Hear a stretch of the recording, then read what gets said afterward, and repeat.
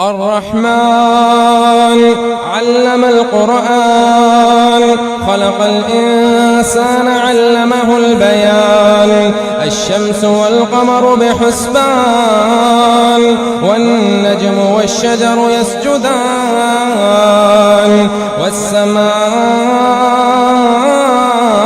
رفعها ووضع الميزان ألا تطغوا في الميزان وأقيموا الوزن بالقسط ولا تخسروا الميزان وأقيموا الوزن بالقسط ولا تخسروا الميزان والأرض وضعها للأنام فيها فاكهة والنخل ذات الأكمام والحب ذو العصف والريحان فبأي آلاء ربكما تكذبان خلق الإنسان من صلصال كالفخار وخلق الجان من مارج من نار فبأي آلاء ربكما تكذبان رب المشرقين ورب المغربين فبأي آلاء ربكما تكذبان مرج البحرين يلتقيان بينهما برزخ لا يبغيان فبأي آلاء ربكما تكذبان يخرج منهما اللؤلؤ والمرجان فبأي آلاء ربكما تكذبان وله الجوار المنشآت في البحر كالأعلام فبأي آلاء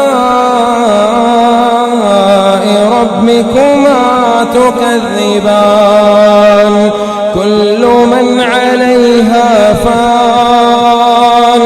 كل من عليها فان ويبقى وجه ربك ذو الجلال والإكرام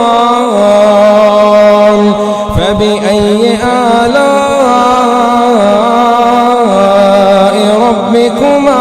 تكذبان يسأله من في السماوات والأرض كل يوم هو في شأن فبأي آلاء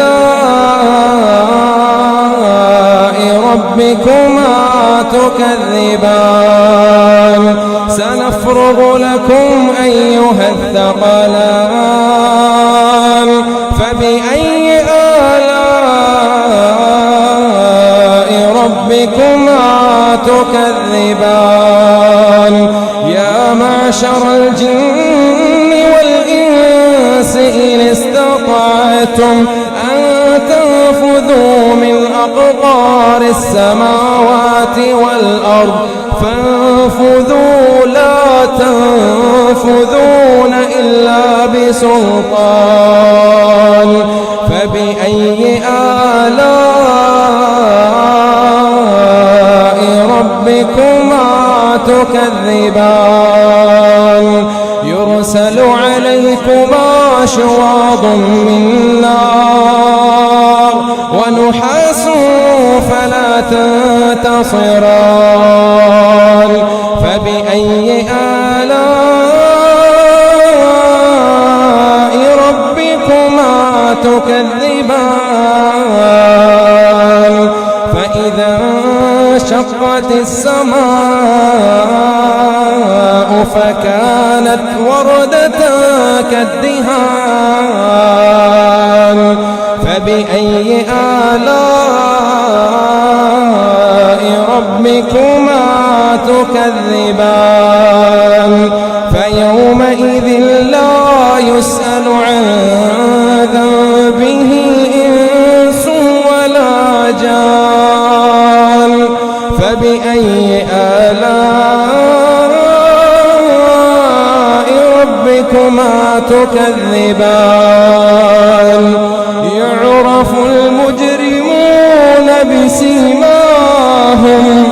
يعرف المجرمون بسيماهم فيؤخذ بالنواصي والأقدام فبأي آلاء ربكما تكذبان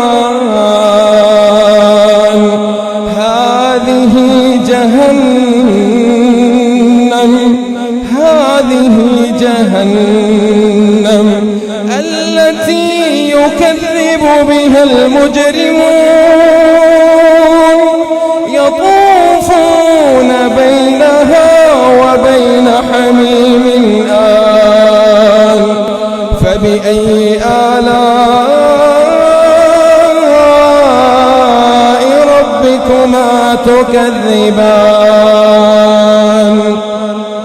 ولمن خاف مقام ربه جنتان فبأي آلاء ربكما تكذبان ذواتا أفنان فبأي آلاء ربكما تكذبان فيهما عينان تجريان فبأي آلاء ربكما تكذبان فيهما من كل فاكهة زوجان فبأي آلاء ربكما تكذبان متكئين على فرش بطائنها من استبرق وجنى الجنتين دان فبأي آلاء ربكما تكذبان فيهن قاصرات الطرف لم يطمثهن إنس قبلهم ولا جان فبأي آلاء ربكما تكذبان كأنهن الياقوت والمرجان فبأي آلاء ربكما تكذبان هل جزاء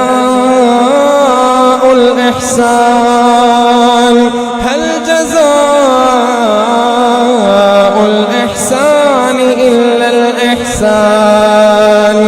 فبأي آلاء ربكما تكذبان ومن دونهما جنتان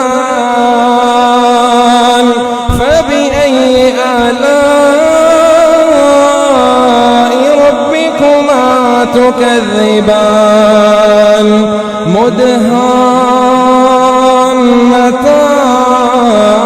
مدهامتان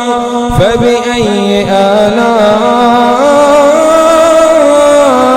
ربكما تكذبان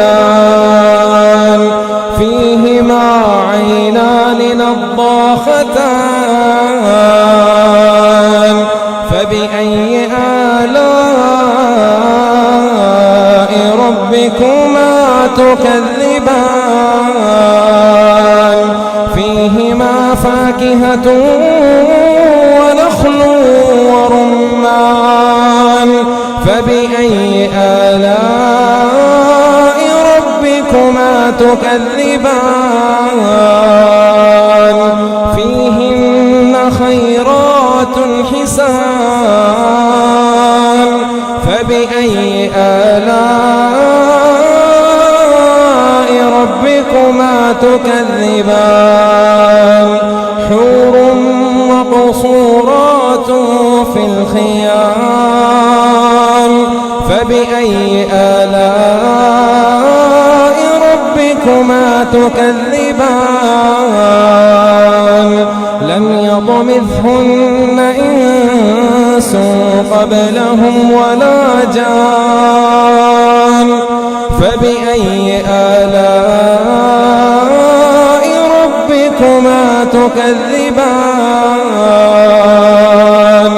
متكئين على رفرف خضر وعبقري حسان فبأي آلاء ربكما تكذبان تبارك اسم ربك ذي الجلال والإكرام